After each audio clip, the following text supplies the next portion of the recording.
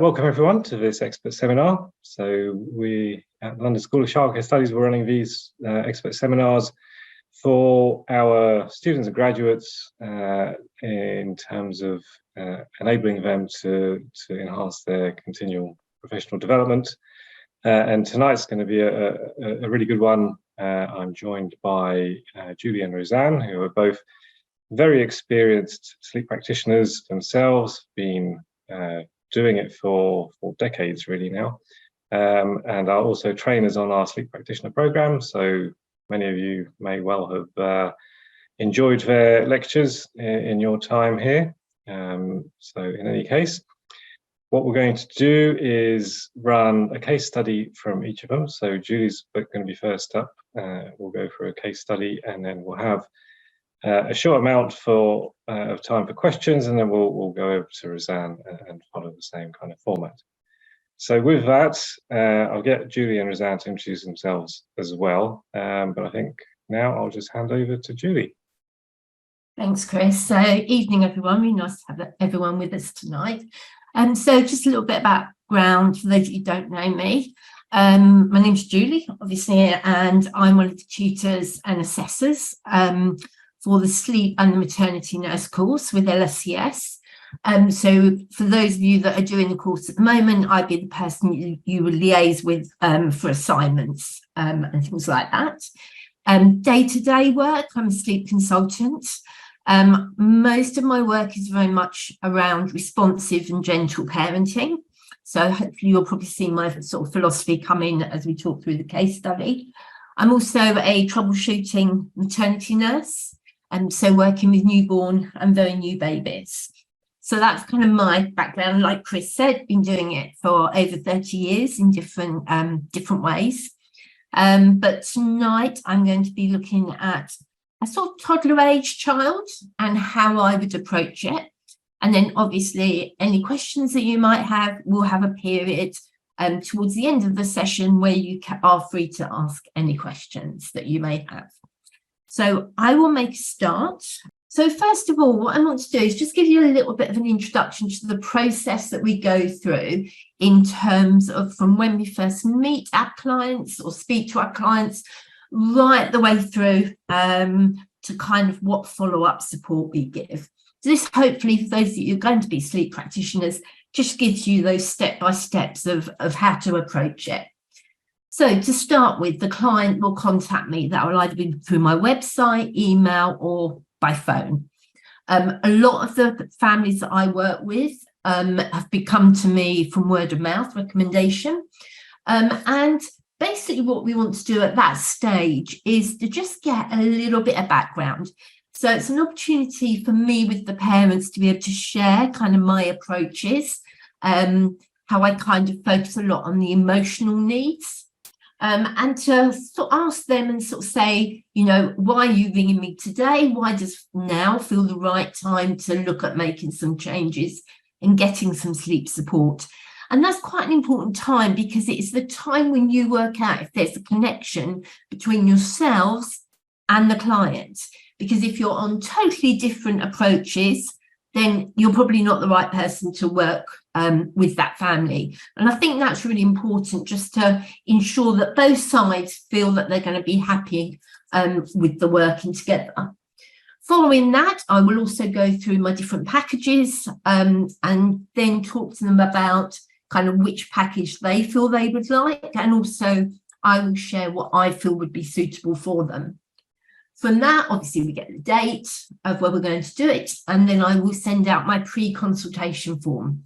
And this is basically where I collate a lot of information about the family, their current routines, current strategies that they're using, things like what is their week look like, and do they work? Does the child go to daycare? Have they got any health issues? That might be the child, but it can equally be the parents as well. So once I get that back, that's when we start to use that information to explore in more detail where they're at and where they'd like to be in terms of their children's sleep. So we're going to go to what I do is I run through that consultation form again with them, but just go into a bit more detail. Then what I would be doing following that during that consultation is then kind of summarising what we've discussed and looking at the different options that I feel would best suit them. So this is where I might start giving some information about the different techniques I think would be most suited to them. And then we basically work as a team. So the parents will go, that option is completely out, or no, I'm really interested in that option. I feel comfortable with that. That would be the way I want to move forward. At that point, after that call, we then formalise a plan. So my sleep plans are called way forward plans. So I would write up everything we've discussed, then send that to the client. At which point I will always say, you know, if there's any questions when you read through that plan that you're not sure about or you're not happy about, come back to me and we will change things a little bit. So just making sure they're comfortable with what we've put forward and they've got that opportunity to come back to you and ask any questions. We then look at follow-up support. So that will be dependent on the packages that you offer. And then with that follow-up support, we then will do regular reviews. And again, we add that information to the plan. So we've got a running reflective record of what the work that we've been doing. So this is a real client that I've been working with fairly recently. So you want the background. So the family contacted me as they were having increasingly resistant and challenging bedtimes from their 2.5-year-old P. Started to worsen with more frequent night wakings and demands. There's been a number of changes in this little one's life, and mum's work schedule has changed, and this seems to exacerbate the situation. Parents are looking for support and guidance on how to move forward, how to help P be more accepting of the bedtime routine and expectations around this time, and to help her become more able to fall asleep independently and self-settle at wakings in the night. Parents are also struggling to know how to manage early waking. They want a gentle programme that ensures that P does not feel abandoned or unsafe. So you won't be able to read all this because it's too small, but you will be able to access this. We will be downloading and giving this to you. But this is just basically my copy of my pre-consultation form. So that will give you all the sections and you can see how detailed it can be. So what we do when we're starting to work with the parents and we've got this information, what we want to do is pull out parts of it as kind of, they're going to be the things we need to focus on in order to get to where we want to be. So we have to respect that for this child, they've had a lot of routine changes. Not only has mum returned to work at nights, every other weekend, they now go to their grandparents when dad is responsible when mum's working, and she then stays with her grandparents and dad in their house. The issue with this age group is that they're very impulsive, they're very emotional, they haven't got that ability to control their emotions very well. They have the prefrontal cortex in the brain. Once a child gets emotional or unsettled, it goes into overwhelm. It works too much, and that's when you get these meltdowns and things. So we have to really be mindful of those emotional needs and the transitions, which I've already mentioned. We want to look at actually how is time spent with both parents. So it's really important that children, whenever possible, do get that really quality one-to-one time. For these parents, when they're working, can be really difficult, but we try and find time where this pet child is going to get a lot of nice amount of attention. So then we get that in the day rather than her want it all at night. It's a time when I moved to bed. So this little one was starting to climb out the cot. I actually do move children to bed quite young. I find it actually a lot easier. The advantages for me are that it gives freedom. I feel it allows children to very much kind of lead where they want to go. So they can get out of bed, they can call for their parents, they can go through to their parents even. Obviously, there's safety things that you do have to check. The disadvantages are you haven't got that kind of restraint. You've kind of lost that. I find that for parents that are giving quite a lot of support and comfort with the techniques we're using, I think it's much easier when they're in a bed. And most of the children I'm looking at, I sort of support and make advice to, I encourage Montessori beds because they're quite big, low to the floor, they've got a little barrier in them, and I find that the best beds to use. We need to look at the current response. So how are the parents responding to the child's behaviour and what's going on? Because sometimes by intervening, giving too much interaction, being too reactive, and I'll come on to that in a minute, actually what happens is that the child's behaviour is being rewarded. They're actually getting an awful lot of attention at a time we don't want them to have lots of attention. So again, we need to sort of be talking to parents about that, and really getting them to step back and evaluate and reflect on their own behaviour and responses. And we have to recognise at the moment, this little one is very reliant on her parents. So some of the considerations following that consultation: level of exhaustion that parents were feeling. They would worry that their child would feel abandoned, and reassurance was needed in terms of attachment. How do I ensure my proposals are best communicated?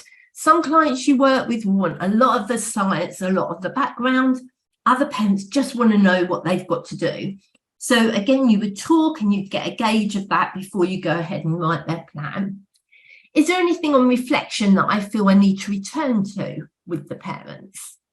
We have to acknowledge that it is challenging for parents that are already really exhausted. We need to make sure that they are emotionally, mentally, and physically capable of making these changes. Is it the right time for them? And then do I need to signpost to other organisations to ensure the parents' own needs are met? And then how can I best support this particular family? What do they need from me? How can I encourage, motivate, and keep them engaged in the process? So it's always checking in with them again, can I be of help? Do you need more support? Do they need phone calls, or do they prefer email or WhatsApp support? So we have to be open to different ways of communication. So in this case study, our parents' goals are to communicate to P expectations around bedtime in an age and developmentally appropriate way. We want her to work towards her being less reliant on parents in order to fall asleep. And we want to see if there's anything we can do in terms of that early waking. In terms of parent values, which again, really important, most of the clients that come to me are very anxious. They do get very concerned. They might have, there's quite a lot of high level of kind of mental health considerations, and they want really gentle, gradual approaches. So we need to take that on board. The other thing we need to see is, are parents on the same wavelength? Because sometimes they can have completely different views as to how they want to move forward. So you become a little bit of an intermediate mediator kind of thing. And again, what I try and do is respect both points of view, then try and help them find a middle ground that they're both comfortable with, and then we work from there. And I also try and validate and say, it's okay if you kind of really want to parent differently, but for your child, we need consistency. So we need to find out where we can meet. Having realistic expectations is really important. If you've got a child that's very anxious or has been co-sleeping, bed sharing for a long time, they're not suddenly going to go to sleep in their own bed, in their own sleep space. It's very unlikely to be happening like that quick. I spend a lot of time with my clients looking at being responsive versus being reactive. So to me, being reactive is a sort of a quick jolt reaction to what's in front of them. Rather than responsiveness is taking a breath. I always say to parents, count to 30, focus on your breathing. Right, now can I see what's happening? Just take it away from, oh, they're playing up, let's go in. Just take a step back and breathe, and then you can be more ready to respond to what your child's doing. Have I clearly laid down the techniques? It's no good if I waffle on and on and on, which I have got a tendency to do. But we've got to remember, when parents are exhausted, they want to see very clearly what it is they're meant to be doing. So we really need to be quite specific on the steps we want them to take. So we need to be identifying the child's needs. So we look at temperament, that's really important. I spend a lot of time with this age group looking at with parents at behaviour versus emotional need. And what I usually say is kind of the behaviour in this context is what the child wants. So I want to be in mum and dad's bed. I want to be downstairs watching TV with mummy and daddy, versus their need, which is mainly emotional need. Okay, what do they need from their parent on an emotional level? Okay, they might want milk in the middle of the night 6 times a day, so 6 times in the night. Actually, they don't need that. So we need to sort of separate them. We need to review routines. Is there anything there that we need to look at? So for this little one, they were going to the grandparents for the weekend. It was a 2-hour drive there. It's a 2-hour drive back. So she wasn't getting back home till sort of 8, 9 p.m. at night, which meant you then couldn't do the bedtime routine for a while because you needed time to unwind. So we were able to review those routines and see what could be flexible and changed. We need to recognise challenges of transitions for this age. They don't do moving from one situation to another very well, particularly when they're happy with what's going on. We need to review to see the behaviours and responses in different environments. So basically, we reviewed her sleep at her grandparents and what her sleep was like in the home environment. So we could just compare and see what was going on. And then we need to go, are there any reasons not to proceed with the sleep support? So this might be, not in this example, but generally it might be that you just don't feel that mentally the parents are in a place where it's appropriate to start making these changes. Like I said, maybe you need to signpost them to other services and make sure they're well enough to follow through with what you're suggesting. So when you write your sleep plan, you do need to be mindful of not overwhelming parents. If we send them a 10, 11 page sleep plan, it's just going to be too much for most parents. So try and think how you're putting the information across. I said at the beginning, is the parent wanting the science or do they just want practicalities or a bit of both? Are you reflecting those parent views and parenting styles? So always come back to that.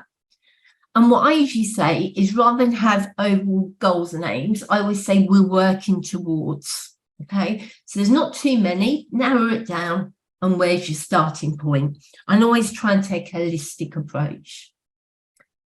Okay, so for the solution with this little one. So at bedtime, mum and dad would follow the same routine regardless of whether they were at home or at the grandparents'. And that was really important for us, just to make sure there was that level of consistency as much as we could do, because that wasn't happening. We want to ensure that he has quality time with mum and dad whenever possible. So we ensured that basically she had this quality time with mum and she had that quality time with dad where she didn't have to share them. Okay, so that was really important for her as well, bearing in mind she's at nursery for full time as well. We got her to choose a new teddy as her sleep friend. First week, threw it around, threw it out of bed, wasn't interested. And then a little bit time later, started to use it and cuddle the teddy. We took a photo of the parents and P and placed it near her bed under her pillow. So she had that kind of that closeness with them. We also got her to take her bedding when going to the grandparents, encouraged her to take the one she wanted to. And what we started doing is by having mum or dad lay on the bed. So like I said at the beginning, I like Montessori beds, there's space to do it. And this little one wanted the head on the parent's lap in order to go to sleep. So that was her demand. I will only go to sleep, obviously you shouldn't quite say it like this, but I won't go to sleep unless my head is on their lap. So the first thing to do, and if she didn't do that, she would hit and bite and scream and everything else. So what we need to do when we're working with children, particularly this age where they're so emotionally unregulated, we need to ensure that the parent themselves is regulated. Because if you've got a situation where a child is being very resistant, what can then happen is reflects anxiety from the parent, and what you've then got is like two children. So we really need parents to be very calm, very responsive and respectful about how their child is feeling at that moment, and very calm, okay, and recognise we do it gradually, okay.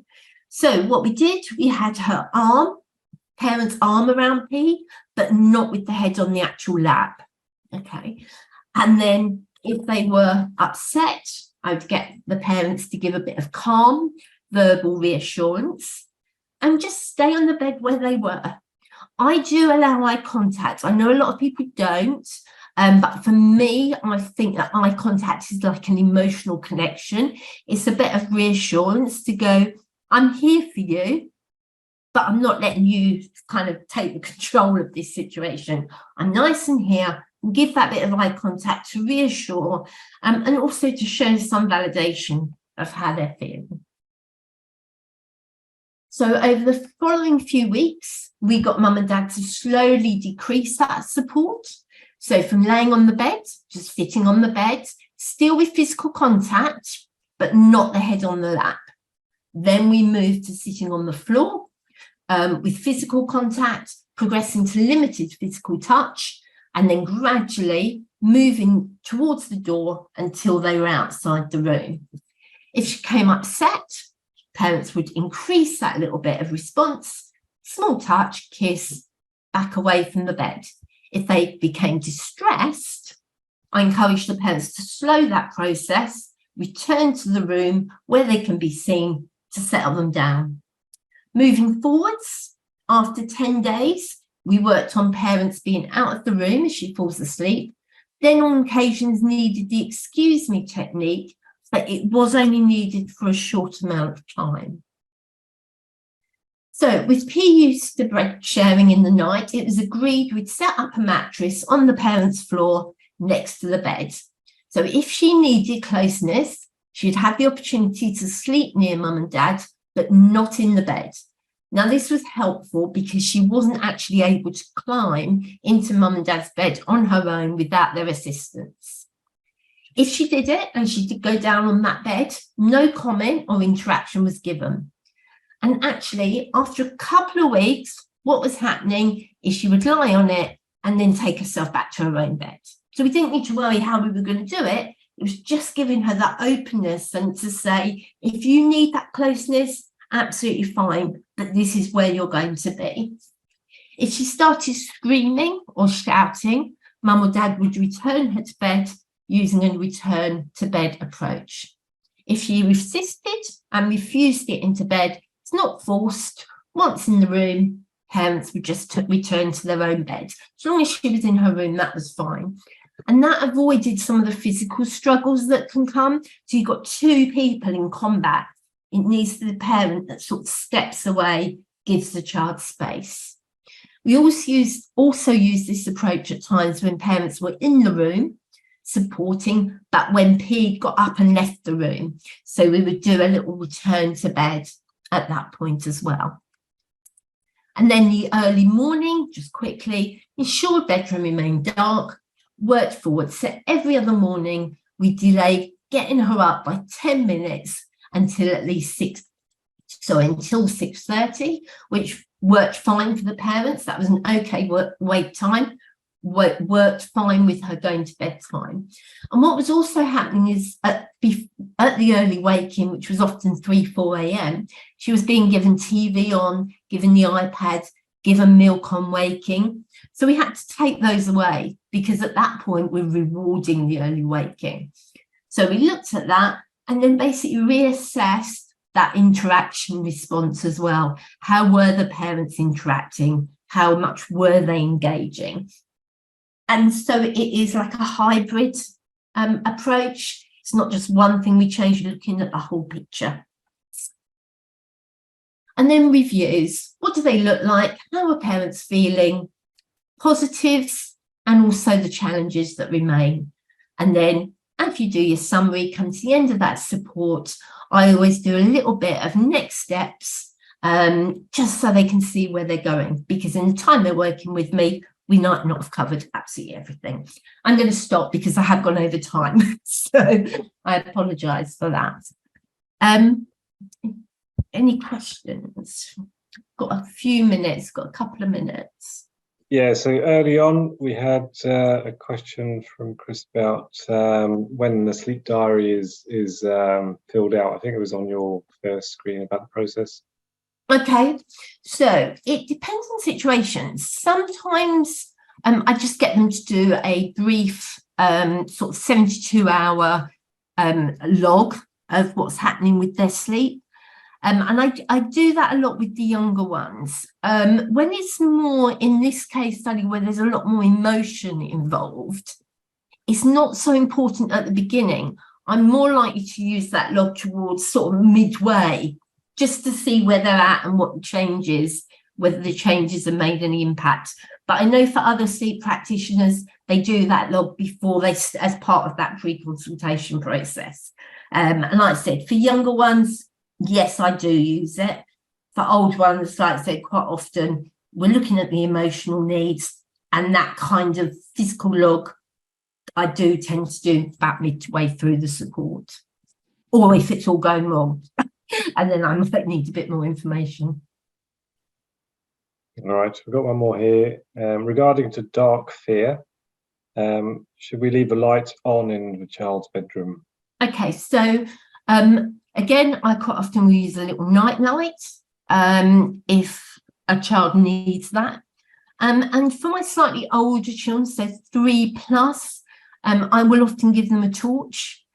So they can, if they wake up and they feel a bit disorientated, they've got a torch that they can turn on and just check everything's okay. Some parents worry that that's kind of encouraging wakefulness and play. It can do for the first couple of nights and then it wears off.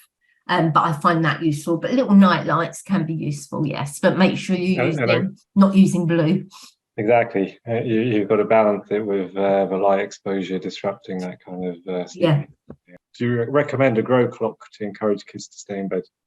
Okay, it depends what age. Some people I see introduce the grow clock far too early, where it doesn't actually mean anything at all.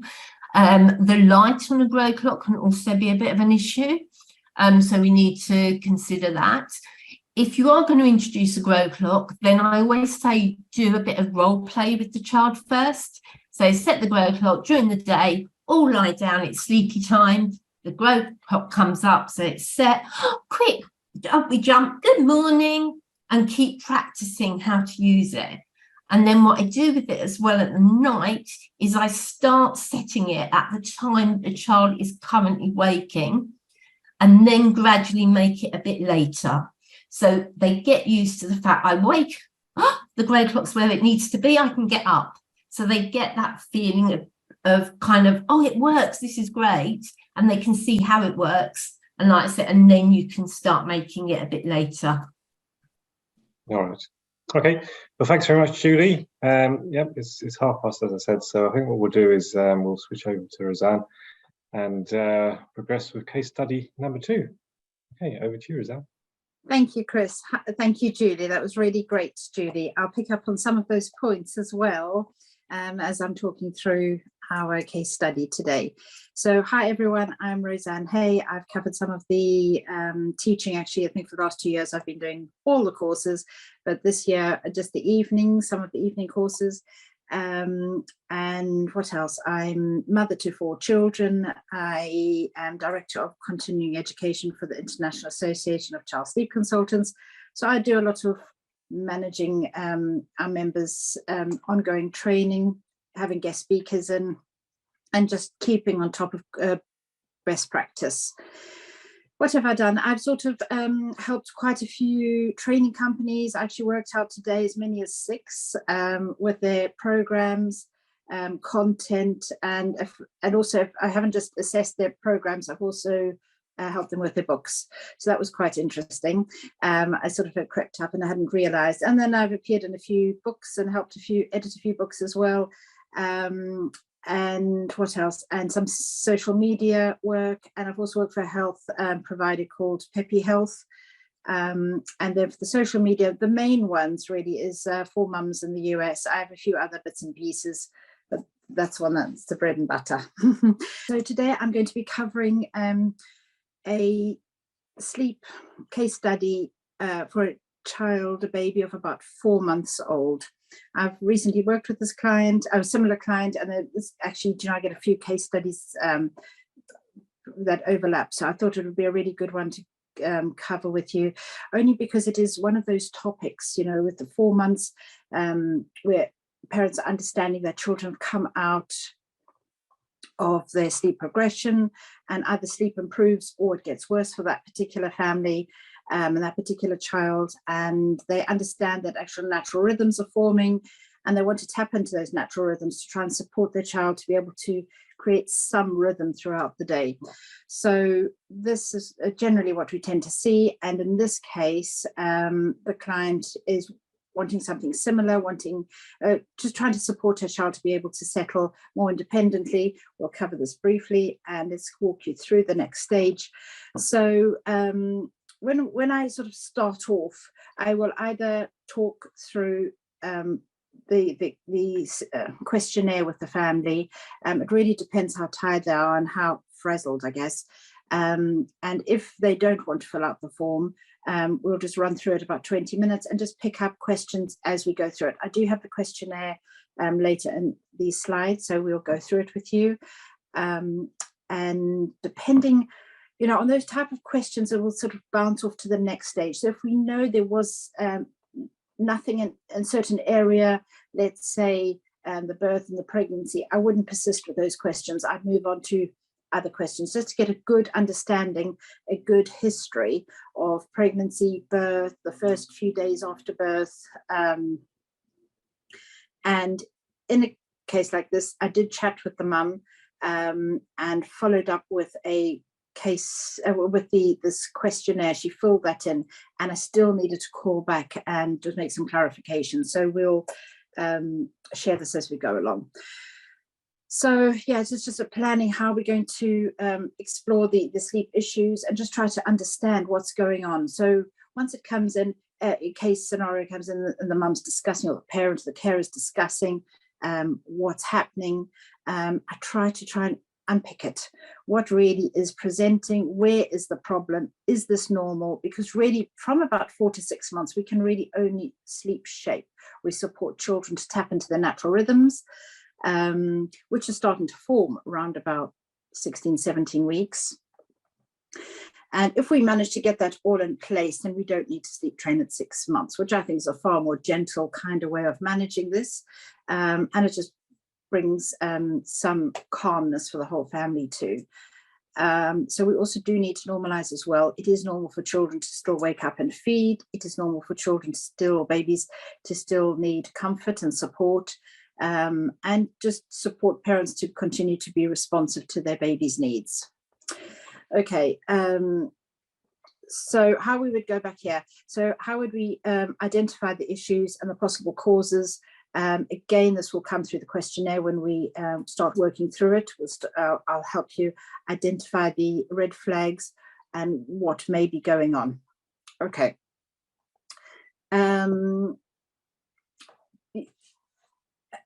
A considerable aspect of it would be actually having a look at the daytime rhythms and the nighttime rhythms and what we could loosely expect of a child of this age. There will be variations. However, it would be helpful to know if there's any particular long stretches, when they're happening, even if it's from 11 till 3 in the morning or 11 to 6 with a feed in the middle. That's really great. You want to hold on to the information you're able to draw from whatever's being presented. So just look for every little bit. We need to take an overview, step back, and just try and piece it together, get a good overview of the day and night rhythms. Is there any regulation involved? So when I ask this question and I reflect on it, I will be looking for nap times. Is there consistency with these nap times? Are the nap times approximately the same length, same time-ish each day? Is there changes from week to week, especially around the 16, 17 week mark, 18 week mark? There will be changes because they'll be moving out of their sleep progression around 16, 17 weeks. And there will be changes happening. Sometimes their capacity to stay awake longer, roughly about 2 hours is normal for this age. And those are all really positive signs. So we'd be looking for that, saying, has the baby developed maturity? Are they ready to be supported on to the next stage with their rhythms? And are the wakings at night? I know we talk about behavioral wakings. It's a loose term really, because behavioral wakings tend to happen after 6 months. So before 6 months, these things can usually be broken in a day or two, repositioned, like with attachments, dummies, whatever it might be. But we're looking for consistency with those wakings. So it's a loose term, as I said. And is there consistency?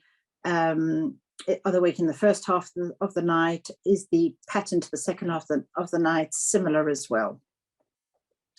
So we really are trying to draw a loose understanding of their day and night schedules, and we're going to try and build on what's presenting. So when is sleep taking place, and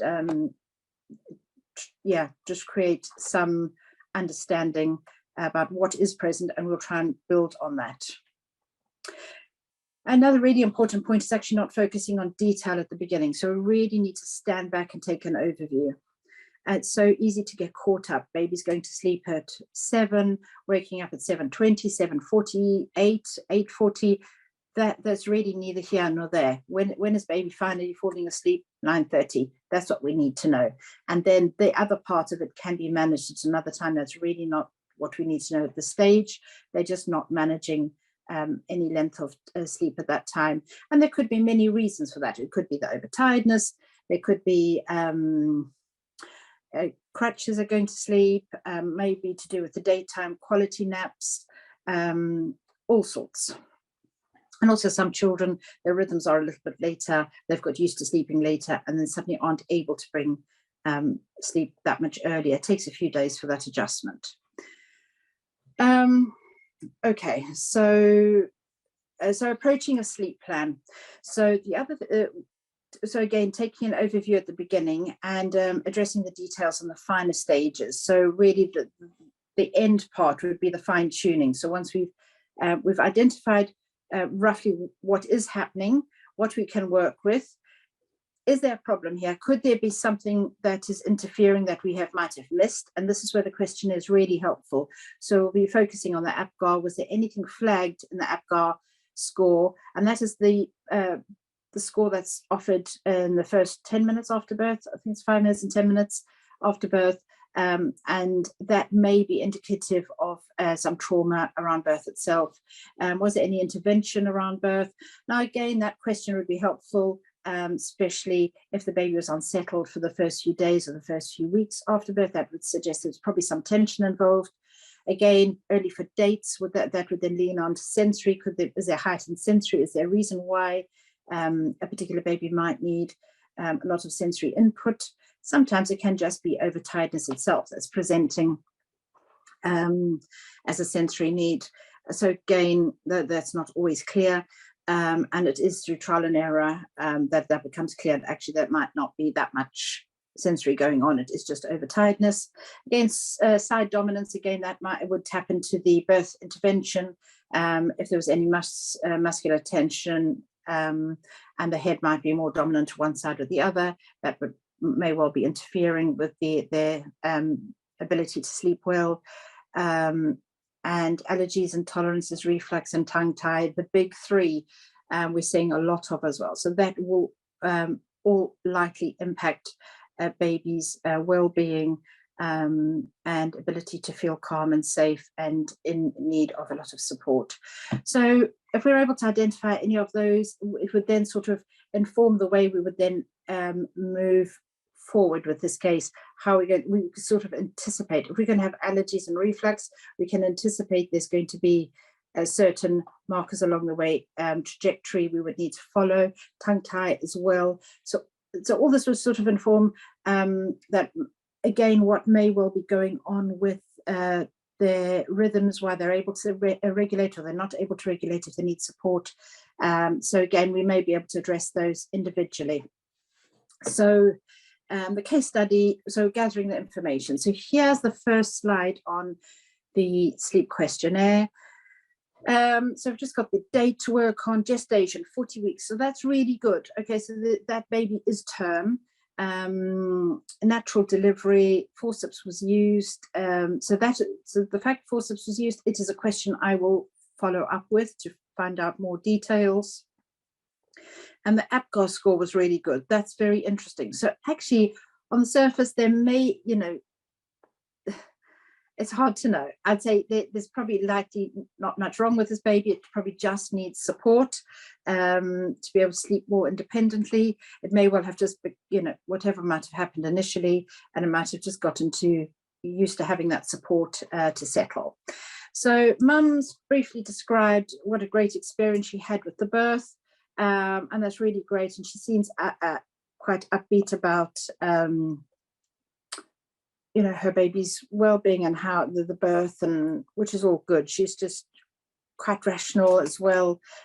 She wasn't emotional, and she was in control, really. She was, even though she was exhausted, she was just managing. So this is when the aspects of the sleep study start to come together. So then we'd be looking at when we're trying to gain a history on the child's sleep problem. So baby's refusing to sleep in the cot during daytime naps. Well, that's not unusual. Only wants to be held and carried in the baby carrier. During the night, she can only connect 3 to 3.5 hours sleep. So we've already had a look at what she is sleeping, at what times of night she is sleeping, when that 3 to 3.5 hour stretch is happening. She's in her 4th month sleep regression. She was actually out of it. Mum thought she was there because the 4th month's a little bit misleading, because 4 months is 16 weeks, isn't it? So they think it's 16 to 20. She also resists going to sleep both during the day and night, regardless of being tired. So again, what's going on there? Were there crutches in place? When did this begin? So that's really helpful, getting a history, see if there was anything that might have triggered it. She did talk about, I'm not sure if it's covered there, covered. She did talk about baby having reflux around 6 weeks, which I thought was really interesting, because it just seemed to be a temporary period of that. The parenting styles is really helpful, because that again informs how to move ahead with the parent, if they're more behavioral or wanting a more involved or responsive type of approach in supporting their child to sleep more independently. So I think she was sleeping next to parents, yes, and managed to transition to the cot. So when she's asleep in the bed, they transition her. The white noise. So with the white noise, it did question that so I needed to know where it was positioned and how loud it was. Just to make sure, because we do sometimes see these under the pillow, placed under the pillow, which is really not good. So it should actually be the sound no louder than the sound of a power shower behind a closed door, and a good distance away from their bed or the cot. Discuss the child's sleep environment, white noise, so just needed support to sleep. Medicals all good. Describe the evening. So this is where it went on the evening, and finally she fell asleep at 9 o'clock. So really just looking at the information. So she's sleeping, breastfeeding, bottle to bed. So she's following the bath, eat, sleep in the evening, and that's fine. That can work fine for some children. I don't have a problem with them eating to sleep. I think if it becomes a problem, then we address it. Otherwise, that's all good. So those timings I'd be looking at, just to try and I'll probably come back to those timings if I needed to try and manage the particular case study further, just to get an idea of, around bedtime, but all that probably needs to be brought to earlier, and the daytime may well need to be readjusted. Just having a look here, rocking to sleep in mother's arms. So that for me was like, good, I'll start there. With this one, falling asleep in mother's arms, bouncing on the ball. Well, the ball, we just want that out the place, but we'll maintain the rocking and then introduce a layering technique. So we will offer the patting alongside slowing down the bouncing and the rocking, and use that as transitioning to the cot. So that was really good to see, because that's a nice, easy way to transition and still maintain the input, the sensory input with the layering, introducing the patting, reduce the bouncing, so the momentum, the vestibular part is still being maintained, but in a transferable technique. The dummy was the only, when I saw she had taken the dummy away as pacifier, I was like, oh no, oh no. Sometimes they can be quite handy to transition in the cots. So especially if they are dependent on sensory or vestibular or bouncing, whatever it might be, to fall asleep. It's sometimes much easier to offer the pacifier and the dummy and actually remove it just before sleep onset, as a transitional stage. Anyway, she didn't want to go back. I did chat to her about that. She didn't want, which is fine, but that probably would have been my last choice to remove. So we had to move ahead without that. Okay, she wakes up after 20-30 minutes. She'll be waking up because the environment has changed. So if you remember, the environment needs to be consistent. Okay.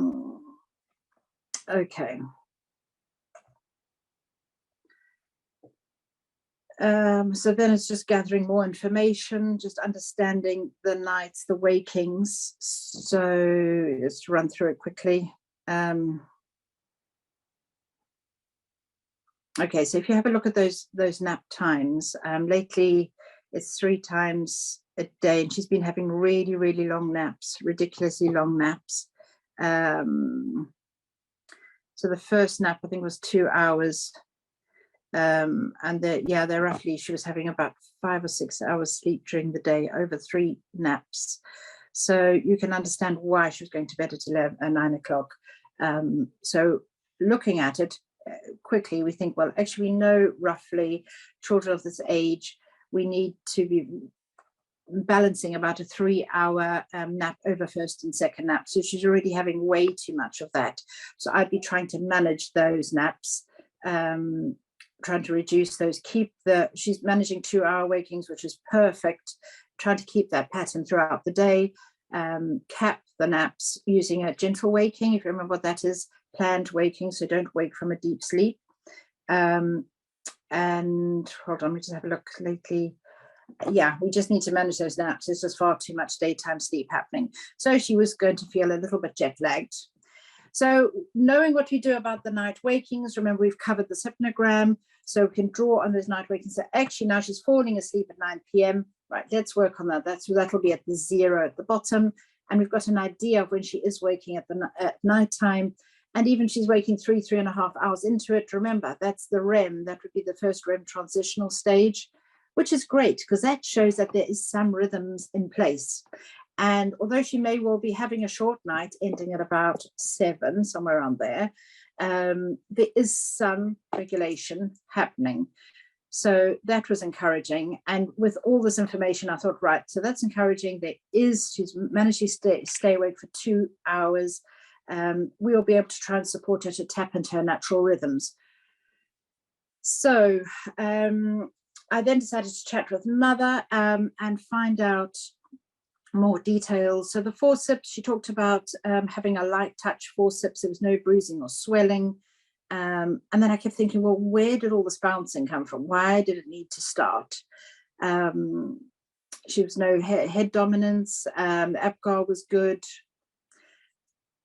Balance at Apgar, and we may raise a red flag at this point, and should baby struggle with regulation. Right. So once we've addressed, we've implemented the changes, which so a little bit of sleep hygiene, trying to settle in the cot, create some structure to the day, balancing the sleep needs over the 2 2/3 naps, because the third one can be in the carrier or in the pushchair, and that's fine. If we aren't able to resolve it, or there's progress and then regression after a week or 2 weeks, I would come back to the bouncing. I'd keep saying, where's this coming from? Could there be something that we've missed? So although the forceps and everything else looks good, could we have missed something? So with this one, I would just put on the back burner for now and say, well, listen, everything's looking positive to move ahead with creating some regulation. If it really is a struggle and things aren't working out, then we need to come back and see, could there be some sensory going on? Could we have missed something? Another big flag is she's a tummy sleeper from the beginning. She couldn't sleep on her side or back. We're getting a lot of that at the moment, a real lot of it. So it's a real struggle because it's totally against the safe sleep guidelines. Wake windows recently moved to 2.5 hours from 90 minutes. So that again was the other encouraging point. So demonstrate she's got the maturity and suggests that she's able to move out of her sleep progression and ready to move onto line with her natural rhythms, which we loosely talk about those wake windows was actually the sleep pressure building up, so anticipatory first nap, and then again another wake window, which is alongside the sleep pressure building up before they then go into an overtired state. So they overlap those two. And then the momentum again is tapping into the sensory to sleep is a significant issue. And I said, that's just something I'm going to have to put on the back burner and just plow ahead anyway. The dummy use, we talked about that, reflux, temporary at 6 weeks, which was interesting. But then with that, I think, where did that come from? I have heard that, from lactation consultant, that sometimes there's some changes, digestive changes. So there could have been other reasons for that. There's no cradle cap, no skin rashes. So actually looked like a really healthy, happy little girl who just probably needed a little bit more support. So the case study assessment, we then reflect on the parents' goals, who really want to master self-settling and reduce the need for physical contact to return to sleep. So with this, I suggested they need to think about setting their boundaries. So once they're in the cot, we'll support them in the cot and stay in the cot.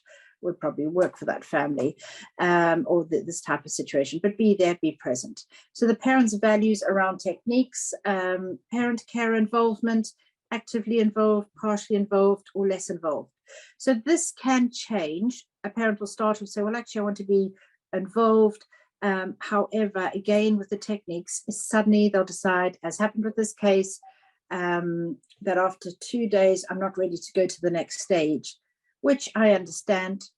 So I left her. It wasn't even 6 hours later. She messaged and said, oh, she's worse than ever. I don't know what's happened. I said, we need to move to the next stage. And she did the next day. And, she called and said, I couldn't believe it was that easy. I should have done this long ago. So it just shows. So sometimes they may well start off with one view and then it doesn't work for them. So you might need to review their position and their values and what is working. Sometimes they just need time to reflect. Are they comfortable with this change? And again, is the parents' goals in line with the child's capacity? That is a good point to keep reflecting on. Sometimes some children have higher needs and parents don't want to be that involved, and vice versa. So some children really do need to be left to settle, and they'll have the helicopter parent literally over them, fussing, touching, disturbing them, and that can upset them. And again, is a compromise needed, and again, that needs to be managed. Identifying the child's needs. So there are any medical needs or any raised fright and flight mode, which might be from reflux or discomfort. They might be more alert, more needy, more intense. Is the child secure? Are their needs met? And this child was perfectly secure, needs well met.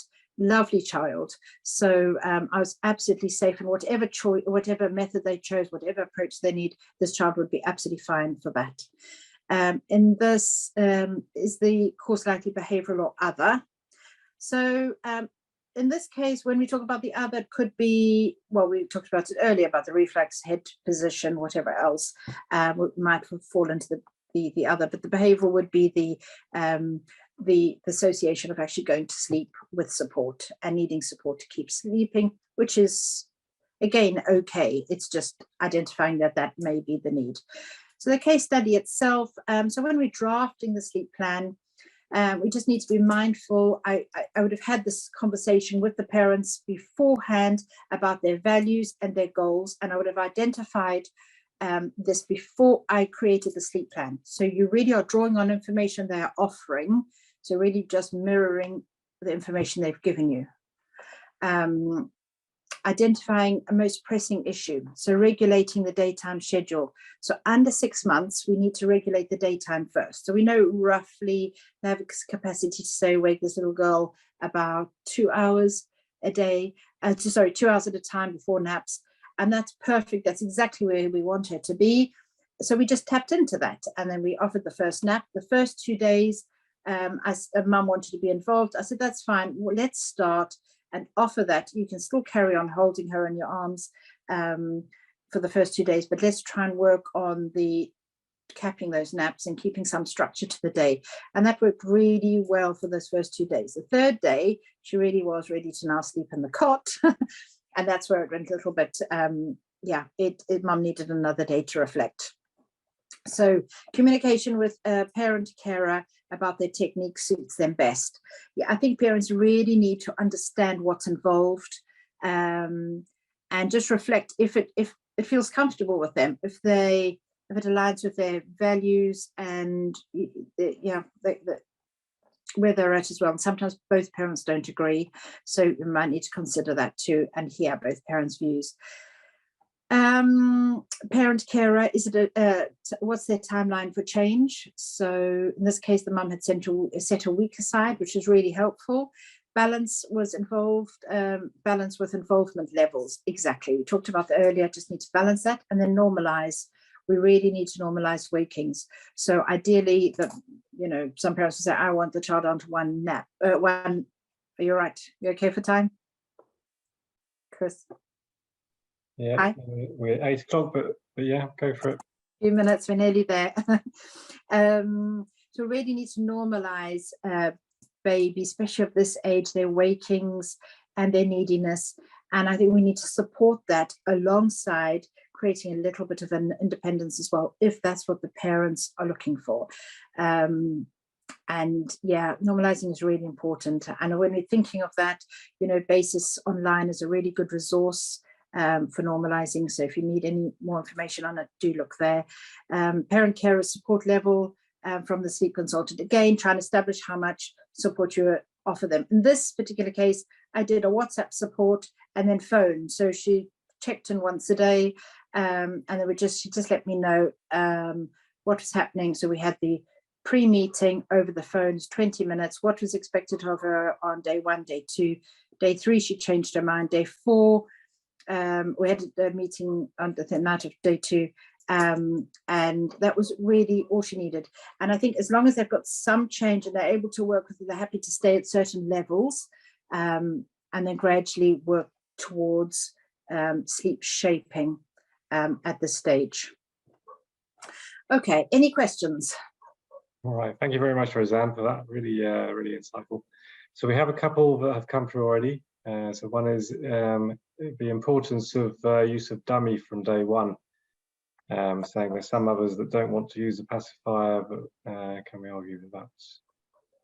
So again, this is where we walk a very, very tight line, because the lactation consultants and midwives will say that dummy may well interfere with the sucking and nipple confusion, and they really recommend dummy after 1 month. However, if you go to NICU, they'll be offering dummy because dummy keeps the airways open, to help with the sensory consolidation, especially for babies who are early, because their sensory needs haven't fully matured. They tend to mature around 40 weeks. Or 38 to 42 thereabouts. So they may well be on the back foot. So the dummy actually plays a really, really important part it's just such a fine line. So if you have a mum or a parent who doesn't want the dummy, sometimes I explore that, because they have images of a child in a pusher running around with a dummy in their mouth all day long, 4 or 5 years old, and they don't want that. And what probably needs to be discussed is that actually dummy does have its place. It really helps support with sensory consolidation, especially if there's reflux going on, digestive problems, or even the raised sensory of babies early for dates. It does have an important part to play. Removing dummy needs to be done by 5.5 months, because habits form around 6 months, and then it becomes a good old struggle to get rid of it. But it's much easier to do that in a day or two, super max, before 5.5 months. So yes, it does have its place. It's just sometimes it's about education and explaining to them why. Okay, great. Okay, we've got one more is about tummy sleeping. How do you advise tummy sleeping with parents? Oh, good question. I've had a few. I've had a few. So the first one told me that her midwife said it was okay. It was better to get sleep than no sleep. They're in a worse situation not getting any sleep. The next one told me her GP said, well, you know, the risks are small and this and that. And I said, well, as long as, and I sent the information, the safe sleep guidelines, I recommend this, I can help you with, transitioning. In this particular case, we managed to get baby on her side. And alongside that, she was rolling, surprise, surprise.